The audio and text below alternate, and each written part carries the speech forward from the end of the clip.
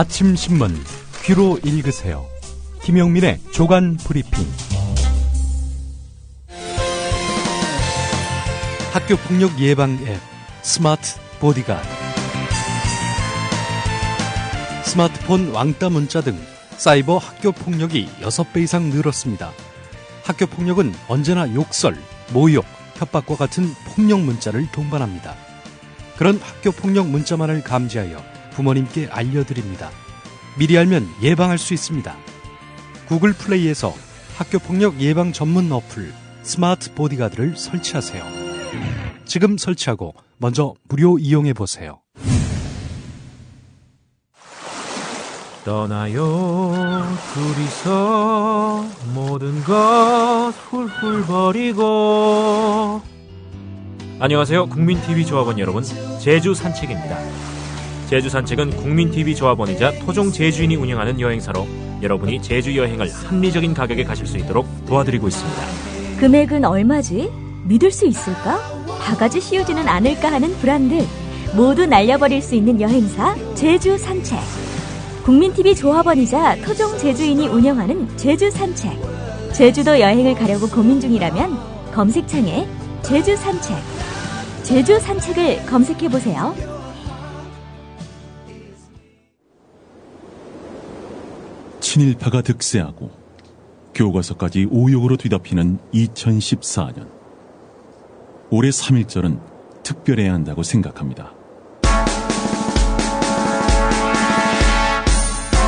미디어 협동조합 국민TV 라디오 서영석, 김용민의 정치 토크가 주최하는 3.1절 등반대회에 전국 모든 조합원과 애청자 여러분을 초대합니다.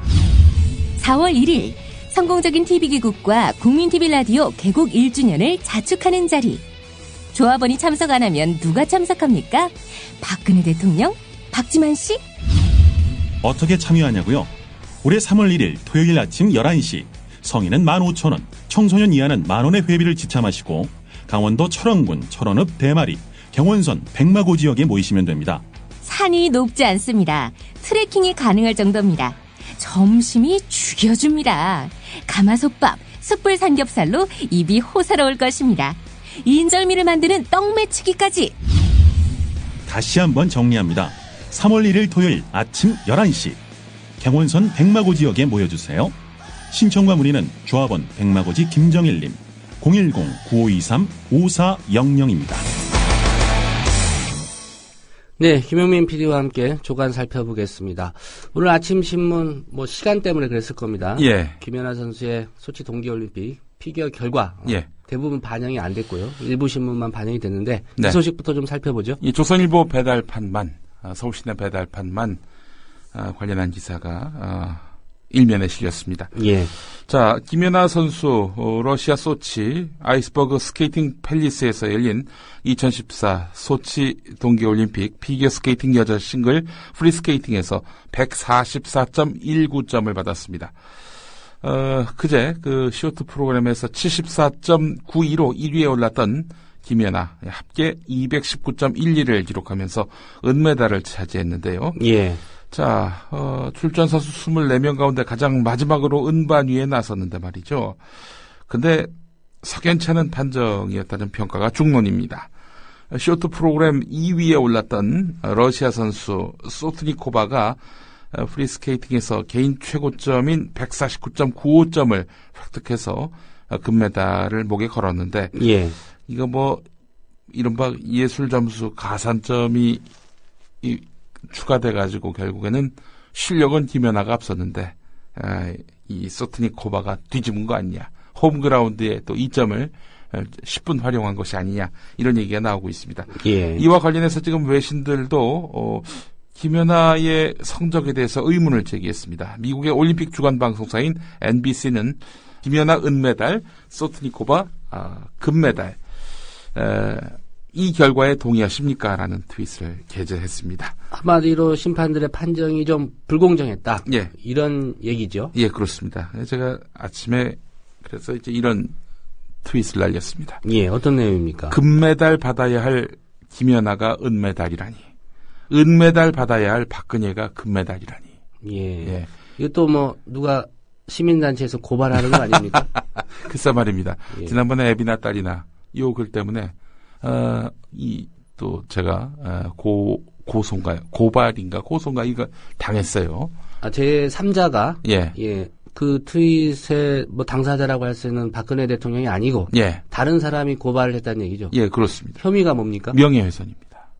명예를 훼손당했다? 예. 그 트윗으로? 예. 본인의 명예를? 예. 선뜻 이해가 안 되는 대목인데요. 자, 이건 뭐 그래서 어제 그 통보서가 날라왔는데 서울 북부지검에서 수원지검 이석기 20년 구형 때린 이 수원지검으로 이송했다. 제가 이 수원지검 관할 지역에 살거든요. 예, 경기도에 거주하기 때문에 예. 사건을 이송했다. 네. 이런 통보서를 받으셨군요. 이석기 20년 이렇게 구형한 수원지검이어서 제가 좀 긴장이 됩니다. 예. 예. 근데 어쨌든 제가 금메달 받아야 할 김연아가 은메달이라니, 은메달 받아야 할 박근혜가 금메달이라니, 이런 내용의 트윗을 올렸는데 어떤 분이 이런 댓글을 다셨습니다. 아마 그 박근혜 개표하는 과정에서 예술 점수와 가산점을 받은 것 같다.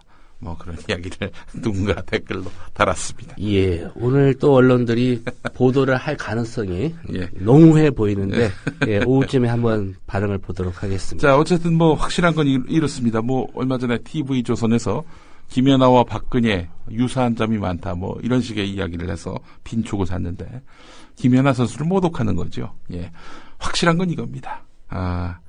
김연아 박근혜 부정의 피해자와 수혜자 확실한 차이가 납니다. 그 점이 다르다. 예. 자, 조영기 목사 관련한 기사 보겠습니다. 국민일보가 어떻게 오늘 보도했을까 주목됐습니다. 국민일보 하면은 바로 조영기 목사 아들이 회장인 신문 아니겠습니까? 또 조영기 목사가 실질적으로 세운 신문이라 하겠고요. 그동안 조영기 목사의 각종 비리 의혹에 대해서 특별 취재팀이라는 이름으로 그야말로 이 터무니없는 방식과 분량으로 조영기 목사를 옹호했던 국민일보 아니겠습니까? 예, 기자협회가 일목요연하게 그걸 또 정리를 했었고요. 최근 기사만 가지고요. 그렇습니다. 이 실제로 조영기 목사의 혐의를 보게 되면은 국민일보에 손해를 입힌 거 아닙니까?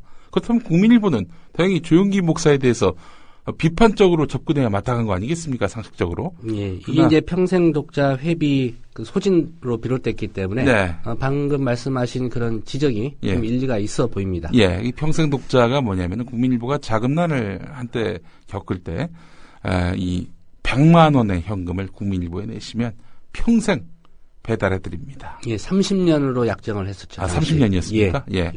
뭐 그런데 이제 평생 독자라고 했습니다. 명칭은 그렇게 했었기 때문에요. 그렇게 해서 어마어마하게 모은 돈, 그 돈을 이제 조희준 씨, 조영기 목사의 아들, 당시 국민일보 사장이었나요? 회장이었나요? 하여간 국민일보 책임자였던 조희준 씨가 뭐 한마디로 탕진한 거 아닙니까?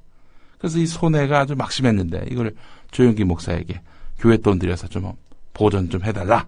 이런 식으로 해가지고 주식을 고가에 이제 교회가 매입하게 한. 그래서 교회가 어마어마한 손해를 본 거 아니겠습니까? 예.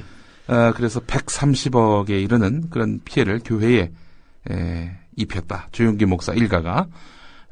그래서 이제 이것 때문에 재판을 받게 된 건데요. 자, 어제 결과는 조영기 목사에게 징역 3년에 집행유예 5년, 벌금 50억을 선고했고요. 예. 조희준 씨에 대해서는 집행유예가 없습니다. 징역 3년입니다. 그래서 법정 구속됐습니다. 자, 조영기 목사에 대한 이런 처분이 나온 것을 국민일보가 신면에서 일단 단신으로 보도를 했는데 말이죠. 예. 국민일보는 아주 간단하게 이 판결 내용을 전하면서 재판부는 조영기 목사가 교회의 최종 결정권자였으나 범행을 주도하지는 않았고 조세 포탈죄는 회계법인의 제안에 따라서 실행된 점을 참작했다라고 밝혔다. 그동안의 인생 역정과 종교인으로서 오랜 기간 사회복지에 기여한 점도 고려됐다. 이렇게 전했습니다. 혼자 조영기 목사에게 유리한 내용만 이렇게 발췌를 해가지고 전한 국민일보였습니다. 그 일단에 말이죠. 사설은 쓰지 않았습니까? 사설 없었습니다. 예. 제가 사설 얘기를 하는 게 2월 19일자 사설이 이런 사설이 있었습니다. 정기선 씨 고백 보고 회개해야 할 사람들. 이런 사설을 썼을 정도라면 조용기 씨 재판 보고 회개해야 할 사람들 이라는 사설도 가능하지 않았을까 해서 한번 여쭤봤는데 사설은 쓰지 않았고 셀프 디스를 할 수는 없었겠죠. 자, 근데 한겨레 12면에 나온 기사를 보면요. 재판부의 이제 판결 내용에 이런 것들이 들어 있습니다. 최종 의사 결정권자인 조용기 목사의 승인 없이는 범행이 불가능했을 것이다. 교회의 대표자 지위에서 문서 작성 등을 묵인해서 그 범행에 주요하게 기여했다. 이 범행 당사자란 얘기입니다. 그런데 국민일보는 이 범행을 주도하지는 않았다. 또 이렇게 슬쩍 또 피해 갔습니다. 자, 그런데 어쨌든 어떻게 재판부의 판결 내용 도저히 이해할 수 없는 건요. 사회복지에 기여하면은 실형 살게 집행유예가 되는 겁니까? 아니, 그러면은 범죄자가 온갖 범죄 저지르고 그 몇 푼 사회복지에 기여하면은 감형되겠네요. 이제 참작을 했다는 얘기인데요. 뭐 다른 이유도 좀 있지 않았겠습니까? 뭐 고령이라는 점, 그리고 큰아들인 조희준 씨가 이제 법정 구속됐기 때문에 부자를 함께 또 인신 구속한다는 게 좀 사회적으로 봤을 때 어떨까라는 고려도 좀 하지 않았을까 그런 생각이 듭니다. 그런데 이제 흥미로운 부분은 조희준 씨가 말이죠. 재판 과정에서 아버지에게 책임을 떠넘기는 듯한 태도를 보여가지고 빈축을 샀었습니다. 자, 경향신문 기사로 가보겠습니다. 16면 기사인데요. 대한의사협회와 정부가 얼마 전에 의료 영리화 추진과 관련한 협상을 했고요. 결국에는 뭐 타협이라고 볼 수밖에 없는 그런 합의 결과를 내놓았습니다. 자, 그런데 당시 협상에 참여했던 의사협회 한 임원이 경향신문 기자에게 폭로한 게 있습니다. 협상단이 의료 영리화와 관련한 정부의 입장을 수용하지 않았습니까?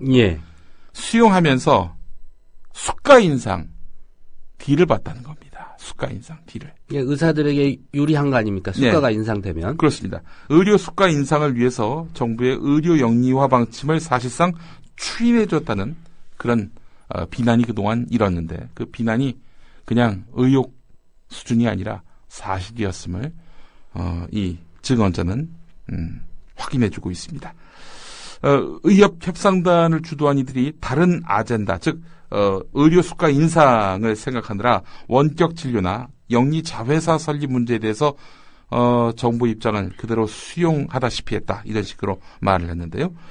협상단 내부에서 의료 수가 인상을 위해 원격 진료, 영리 자회사 문제를 너무 쉽게 합의해줬다는 이 폭로가 나오면서 앞으로 협상 결과를 놓고 의사협회 내부의 갈등이 증폭될 것으로 보입니다. 자, 경향신문 10면으로 또 가보겠습니다. 정부가 공공기관 부채 해소를 위해서 연기금을 끌어들이기로 했습니다. 대표적인 연기금이 뭡니까? 국민연금이죠. 국민연금이죠. 현재 그 공공기관이 이제 부채를 줄인다. 한 2017년까지 200% 수준으로 감축한다. 이런 목표를 세웠는데요. 그래서 이제 여러 가지 그 방안을 내놨는데 공공기관의 자산을 파는 걸로, 뭐 대표적으로 사옥이라든지 이런 것들을 파는 걸로 이제 대안을 마련하겠다라고 했는데, 근데 요즘 부동산 시장이 형편없단 말이죠. 이런 와중에 누가 사겠느냐? 이렇게 되면은 또 공공기관 부채 줄인다는 그런 계획에 차질을 빚는 거 아니냐? 이런 얘기가 나올 만도 하지요.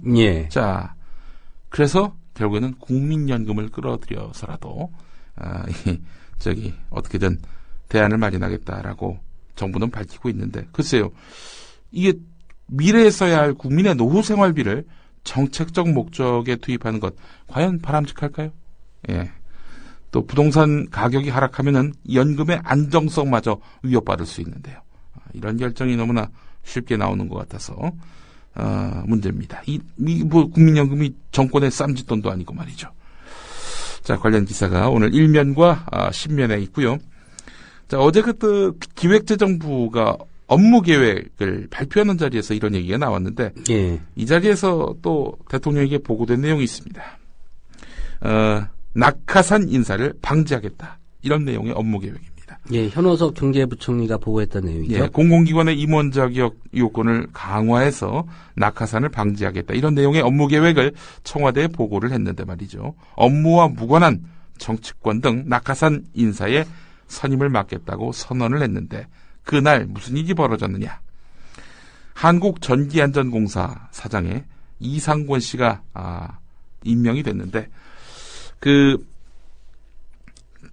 전 새누리당 의원입니다. 검사 출신이고요.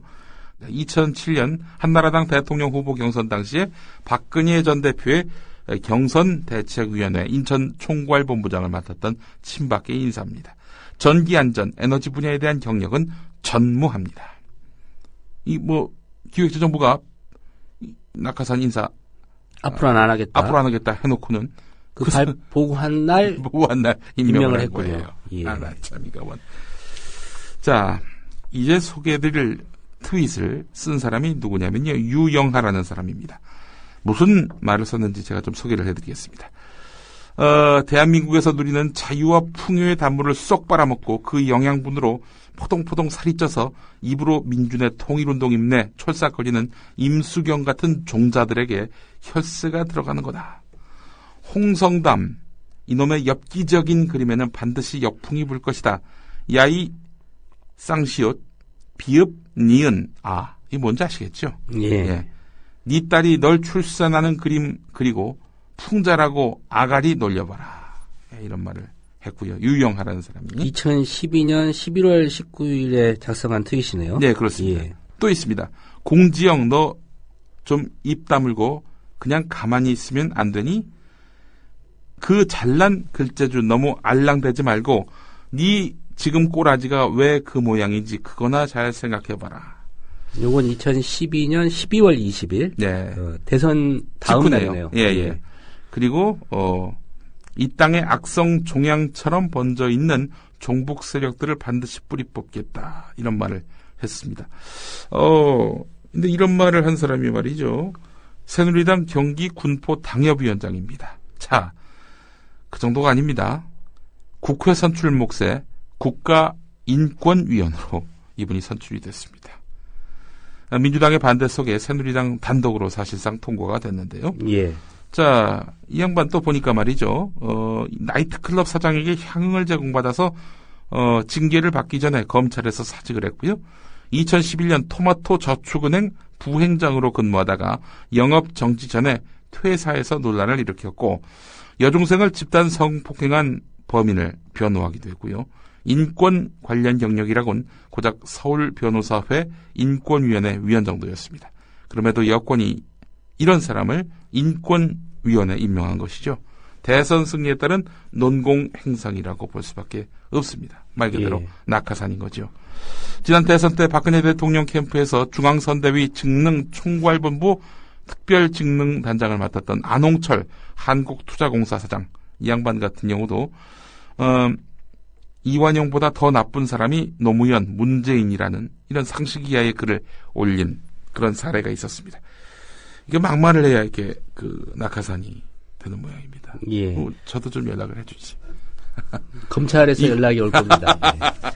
한겨레 31면이 인권위원마저 논공행상 자리로 만든 박정권 이런 제목으로 보도를 한 내용입니다. 사설 내용이었습니다. 또 다른 사설 보겠습니다. 바로 한국일보 31면에 나와 있는 건데 문대성 의원, 논문 표절 문제로 탈당했던 문대성 의원 아닙니까? 부산 해운대가 아마 지역구일 겁니다. 복당을 시키기로 했습니다. 다시 새누리당 의원이 되도록 만든다는 겁니다. 이야기가 웃깁니다. 안철수 신당에 가겠다.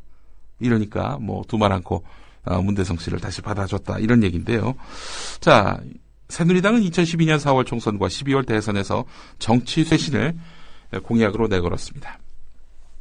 문대성 의원이 총선 직후 탈당할 때 새누리당은 공천 과정에서 논문 표절 문제를 제대로 검증하지 못한 점 국민께 죄송스럽다라고 사과한 바 있습니다. 그런 새누리당이 문대성 의원을 지금 복당시키는 데 대해서 구체적으로 왜 그렇게 할 수밖에 없는지 설명을 하지 않고 있습니다. 홍문종 사무총장이 며칠 전 한 인터뷰에서 IOC에서 논문 표절을 더 이상 문제 삼지 않겠다고 했고 국민대도 더 이상 문제 삼지 않겠다고 했는데요. 그러나 국민대는 2012년에 표절로 결론을 내렸고 잠정 결론을 내렸고 IOC 같은 경우에는 조사를 중단하긴 했는데 의혹이 해명돼서가 아니라 국민대가 그 이후에 뭐 아무런 그 입장 표명을 하지 않아서 중간 결론 이후로 아무런 결과를 밝히지 않아서 답변을 받지 못했기 때문이다라는 겁니다. 예. 표절 의혹 문제가 없다. 이게 아니라 말이죠. 예.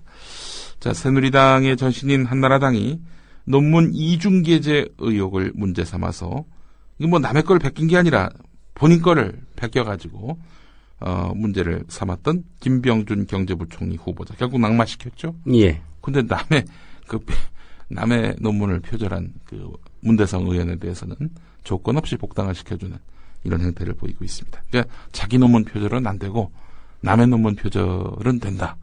이런 이야기입니까? 도저히 논리적 맥락을 찾기가 힘듭니다. 예. 오늘 한국일보 아침을 열며 칼럼이 주목됩니다. 이병훈 중앙대 사회학과 교수의 칼럼인데요. 예, 뭐 제가 논평 없이 그대로 좀 소개를 해 보겠습니다. 이명박 정부의 집권 기간의 공권력 진압, 용역 깡패 폭력 사건, 그리고 창조 컨설팅의 노조 파괴 공작 등으로 얼룩지듯 노동조합은 험난한 풍파를 겪었다. 박근혜 정부로 바뀌면서 좀 나아지겠거니 기대했지만 그 못지않은 시련을 경험하고 있는 듯하다. 지난 한 해 동안 현 정부는 공무원 노조의 설립신고 반려를 비롯해서 전교조의 설립 취소, 철도노조 파업에 대한 직위 해제 등의 강경 대응, 그리고 막대한 금액의 가압류 조치, 그리고 민주노총에 공권력을 투입하는 것까지 노동조합을 적대시하는 정책 기조를 일관되게 보여주었다. 올 들어 정부가 공공부문 노사관계의 불합리한 관행을 정상화하기 위한 개혁을 강력하게 추진하겠다고 밝혔으니 공공부문 노동조합들은 그 개혁 대상으로 치부돼서 큰 곤욕을 치를 것으로 예상된다. 자본주의 역사를 통해 노동조합은 사용자와의 고용관계에 있어서 약자의 위치에 놓일 수밖에 없는 노동자들이 자신의 사회경제적 지위를 개선하기 위해 자발적으로 결사해서 만든 조직체로 등장했다. 서구 선진국의 경제가 성숙해가는 과정에서 노동조합은 정의의 칼을 쓰면서 산업 현장의 문제를 시정하도록 해서 기업 경영의 개선에 도움을 주었을 뿐 아니라 거시적으로 소득 분배 개선과 복지 체제 확충, 그리고 경제 민주주의의 진전에 실질적으로 기여했다. 이처럼 노동조합은 노동자들을 보호하는 결사체임과 동시에 빈부격차와 계급 대립을 낳는 자본주의 경제의 지속 성장을 담보해주는 제도적 안전판으로 역할을 해온 것이다. 오늘날 무한 시장 경쟁의 담론이 지배하는 신자유주의 세계화 시대를 맞아서 불안정 고용을 강요받는 수많은 경제 약자들에게 노동조합의 전통적인 보호 권능이 더더욱 절실하기도 하다. 이런 내용입니다. 예. 이런 지표도 인용하고 있네요. 레이건 정부 당시에 신자유주의 경제개혁 추진에 몰려서 노동조합이 파괴되고 약체화되는 그런 상황이 있었죠. 그 뒤에 미국 사회는 불평등이 심화가 됐고 민주주의 퇴보가 급진전됐습니다. 자,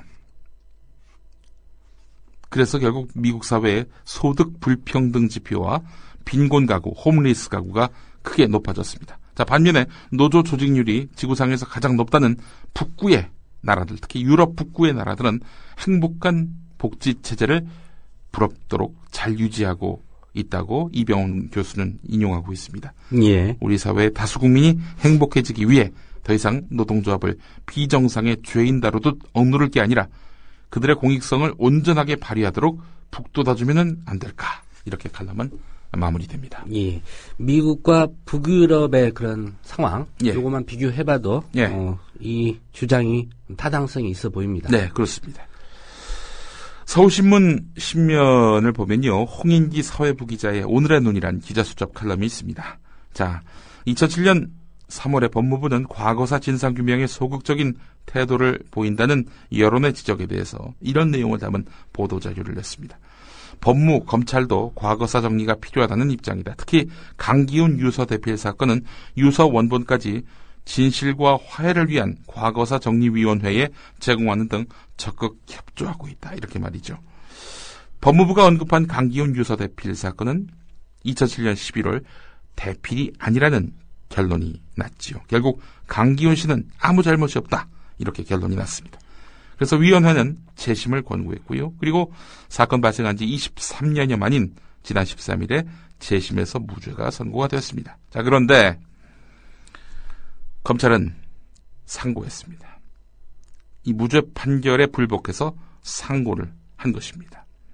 사실 재심 제도라고 하는 것은 증거가 위조됐거나 증언이 허위인 경우 긴급조치, 위헌결정 등 무죄를 선고한 명백한 증거가 새롭게 발견됐을 경우 과거 확정 판결을 다시 심리하는 건데요. 군사독재 정권에서 자행됐던 수사기관의 감금, 허위자백, 증거 조작 이런 불법 수사에 침묵하고 유죄 판결을 쏟아냈던 사법부의 자기 반성이 반영된 제도였고 얼마 전 강기훈 판결도 그런 맥락이라고 봐야 될 텐데 예. 검찰은 이런 모든 맥락을 다 무시하고 상고를 했다는 거죠.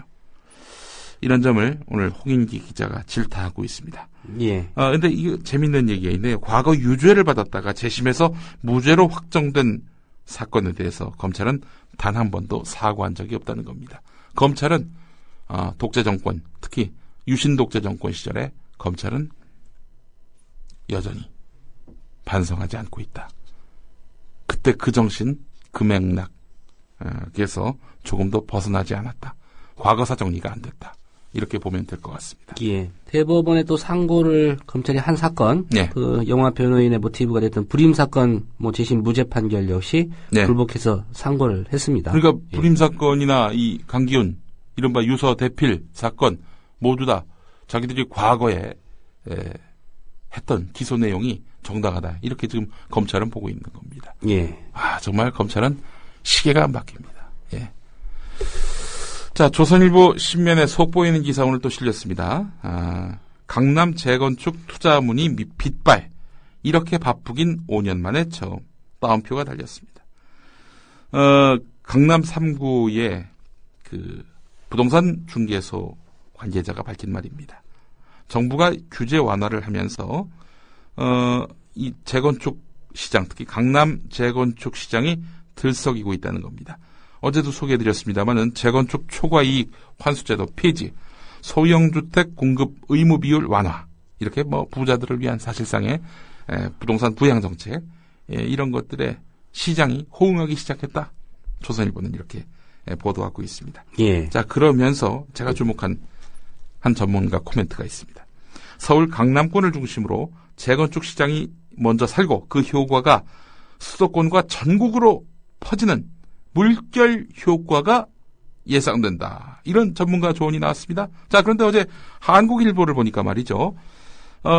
이번 정부 조치와 관련해서 예전처럼 강남을 중심으로 한 투자 수요가 다른 지역의 부동산을 이끌어갈 수 있을지 의문이다. 이렇게 말한 전문가가 있었습니다. 예. 근데 앞서 이야기, 제가 방금 소개해드린 이야기 서로 다르죠? 예. 강남권에만 머물 것이다. 전국으로 번지지 않을 것이다. 이런 코멘트가 하나 있었고요. 어제 한국일보에 실린, 오늘자 조선일보에 실린 코멘트는 이 강남에서 시작해서 전국으로 번질 것이다. 이런 코멘트가 있었습니다. 예. 근데 놀라운 것은 이 코멘트, 이 두 개의 서로 다른, 극명하게 다른 코멘트를 한 사람이 했다는 겁니다. 누굽니까? 박원갑 KB 국민은행 부동산 전문위원입니다. 예. 아니, 어제 하는 얘기 다르고 오늘 하는 얘기가 달라요. 어제는 전국으로 번질 수 없다. 강남에만 머물, 그야말로 차차 속의 태풍일 것이다. 이래 놓고는 오늘 조선일보하고 인터뷰에서는 전국으로 번질 것이다. 이렇게 얘기했단 말이죠. 예. 어제는 한국일보가 그런 멘트를 좀 요구했나요? 그러지 않고서 이런 코멘트가 나올 수가 없지 않습니까? 사실 박원갑 씨 하면은 그동안 부동산 경기 부양이 필요하다. 이런 쪽의 입장에 섰던 분 아니겠습니까? 예. 그런 분이 이거 회의적으로 얘기를 했는데 오늘은 또 이렇게 또 입장이 바뀌셨네요. 하루 사이에 입장이 바뀔 만한 무슨 사건이 있었나요? 예.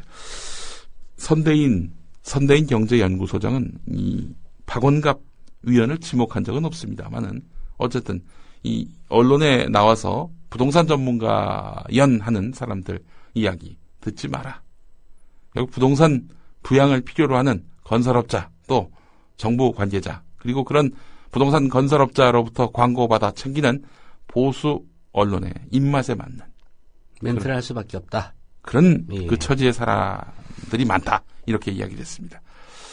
주문형 생산자라고 하죠. 그거 뭐라고 그럽니까? 뭐 약자인데 그게 갑자기 생각이 안 났습니다. OEM. 예. OEM형 부동산 평론가다. 뭐 이런 식의. 예, 누구라고 지칭하진 않았고요. 누구라고 지칭하진 않았습니다. 어제도 이 문제를 지적하면서 박원갑 위원이 이런 평가를 했다는 게 좀 의아하다라는 말씀을 드렸었는데 그런데 아니나 다를까 오늘 조선일보에는 또 반대의 그런 평가가 있었군요. 전국으로 퍼지는 물결 효과가 예상된다. 이런 말을 했어요. 자, 마지막 기사 하나 더 보겠습니다. 한겨레 일면인데요. 정부가 경주 리조트 체육관 붕괴 같은 참사를 막아낼 구체적인 정책 제안을 받아들인 적이 있었다고 합니다. 8년 전에 말이죠. 이 PEB 공법, 그러니까 그 기둥 없이 건물을 짓는 이 PEB 공법, 이거 위험하다라는 이야기를 2005년에 정부가 들었다고 합니다. 예. 보고서 형태로 받았는데, 그런데 이걸 무시했단 말이죠. 적설량이 크게 늘어나면은 결국 뭐 기둥 없이 건물을 짓는 이런 공법은 위험에 노출될 수밖에 없는 거거든요. 자, 그럼에도 불구하고 방치를 했다는 거죠. 구조적인 문제가 있었음에도 불구하고 이게 뭐 엉뚱한 해법을 제시하고 있잖아요. OT를 없애야 된다. 예. OT를 차라리 대학을 없애면 어떨까요? 대학을 없애면 OT가 없지 않겠습니까? 예. 근원적인 해결 아니겠어요? 이런 PEB 공법의 위험성, 이거를 보고 받고도 방치한 정부가 이번 사태에 책임을 져야 될 또 하나의 주체가 되고 있다. 이렇게 오늘 한겨레는 일면에서 다루고 있습니다. 예. 김용민 PD 주간 브리핑 잘 들었습니다. 예, 고맙습니다. 오늘 칼럼을 많이 소개해 주셔서 예. 서영석의 라디오 비평이 좀 걱정이 됩니다. 안 들으셔도 될 것 같습니다. 예. 고생하셨습니다. 예. 박근혜 대선 후보 당시의 공약들은 죄송합니다 한마디로 다 무효가 된 것 같습니다. 국민 대통합을 위한 대탕평 인사는 어디 가고 특정 지역 독식 인사, 낙하산 인사가 펀치고 있습니다. 이제 파티는 끝났다고 봅니다. 이제 냉정하게 현실을 직시하고 파티는 끝났다는 부총리 발언 이후 새로 기관장에 임명된 35명의 얼굴들입니다. 이 중 정치인 출신은 15명으로 부총리 발언 이전보다 3배나 더 늘었습니다. 특히 현명관 마사회 회장과 김학송 도로공사 사장 등은 낙하산 논란의 핵심에 서기도 했습니다. 고위 공무원 출신도 9명이 추가로 기관장 자리를 꿰찼습니다.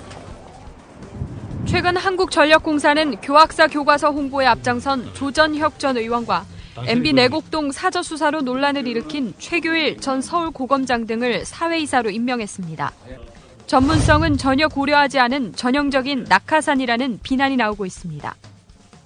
이 밖에도 한국전기안전공사는 친박연대 출신 정하균 전 의원의 보좌관 장준영 씨를 비상임 이사로, 한국농어촌공사는 박근혜 선대본부 부대변인 출신의 김종훈 씨를 감사로 선임했습니다. 공공기관장 못지않게 낙하산 인사가 빈번히 이루어지는 자리가 있습니다. 바로 상임감사라고 하는 자리입니다. 한국전력은 지난해 12월 상임감사에 안홍열 변호사를 선임했습니다. 제17대 대선 당시 박근혜 한나라당 경선 후보의 서울 선대본부장을 지낸 인물입니다. 지난달 말 임명된 대한석탄공사의 황천모 신임감사도 새누리당 수석 부대변인 출신입니다. 이번 카드사 정보 유출과 관련해서는 개인정보에 대한 금융사들의 전문성 부족도 도마에 오르고 있는데요. 그런데 이 와중에도 금융권의 감사 자리에 정치인 출신 낙하산이 무더기로 인선되고 있습니다. 지난 17일 취임한 예금보험공사의 문재풍 감사입니다. 2012년 대선 당시 박근혜 후보 캠프에 서산태안 선거대책위원장을 지냈습니다. 앞서 15일에 임명된 자산관리공사의 정성화 감사는 새누리당 광진갑 당협위원장을 지낸 정치인 출신입니다. 13일 임명된 기술보증기금의 박대혜 감사는 친박연대의 전직 의원입니다. 이들 모두 금융 관련 이력은 한 줄도 찾아볼 수 없습니다. 이기웅 경실련 경제정책팀 부장. 전문성이 떨어지다 보니까 그러한 내부 감사의 역할을 제대로 할 수가 없고 금융사고들이 재발되지 않으리라는 보장이 없기 때문에 상당 부분 좀 문제가 될 것이라고 보입니다. 특히 부채 상위 10개 기관은 정치권 출신을 집중적으로 데려왔습니다. 지난 대선 이후 교체된 이사진 50명 가운데 20명, 전체 40%는 정치권과 직간접적으로 연을 맺고 있는 낙하산이었습니다. 지난 대선 당시 또 대통령 취임 직전 박근혜 대통령이 했던 흔한 약속. 부실 인사가 아무런 원칙도 없이 전문 분야와 상관없는 곳에 낙하산으로 임명되는 관행은 더 이상 없을 것입니다.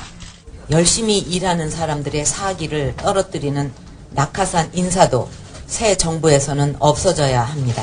특히 최근 공기업 등의 전문성 없는 인사를 낙하산으로 보낸다는 이야기가 많이 들리고 있다면서 그런 일이 있어선 안 된다고 강조했습니다. 국민들께도 큰 부담이 되는 거고 또 다음 정부에도 부담이 되는 일이고 잘못된 일이라고 생각을 합니다. 그래서 그런 일은 있어서는 안 되지 않겠는가 그런 생각입니다. 어제 기획재정부 업무 보고에서는 기득권 포기도 강조했는데 만약 개인의 이익과 기득권만 챙기기에 나선다면 국민들께서 이를 용납하지 않을 것입니다. 최고의 기득권은 대통령이 공기관 고위직에 낙하산을 내려보내는 것 아닐까. 때를 같이 해 기획재정부 이런 보고도 대통령에게 했는데 앞으로 자격을 갖추지 못한 인사는 공공기관의 기관장으로 선임될 수가 없습니다. 정부가 이른바 낙하산 인사를 막기 위한 방안을 내놨습니다. 그러나 같은 날 공기업인 전기안전공사 사장에 이상권 전 새누리당 의원이 내정됐습니다. 이 전 의원은 검사 출신으로 업무 전문성이 떨어져 낙하산 인사라는 비판을 받고 있습니다.